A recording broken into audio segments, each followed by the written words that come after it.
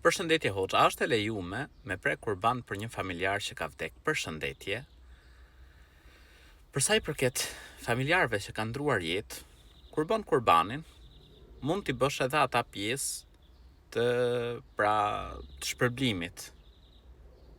Kur e therë për shembull kurbanin, Bismillah, Allahu Akbar, o Allah, ky është prej teje për ty, prej meje, dhe mund të përmendesh pra atë familjar që ka ndruar jetë, që ke dëshirë ta bësh pjesë të shpërblimit, ose për shembull është prej meje dhe familjes time, dhe përfshin aty pra të gjithë, si gjallënit edhe ata që kanë ndruar jetë. Profeti alayhis salam çfarë tha?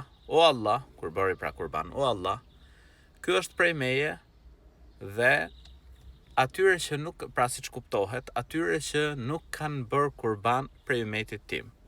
Normal, prej umetit profetit alayhis salam, ka që janë gjallë, ka që kanë ndruar jetë. Kështu që inshallah shpresohet t'i shkojë shpërblimi. Po ashtu edhe nëse për shembull do ta bësh një kurban krejtësisht për atë që ka ndruar jetë, si sadaka për të, inshallah i shkon shpërblimi, Zoti u rujt.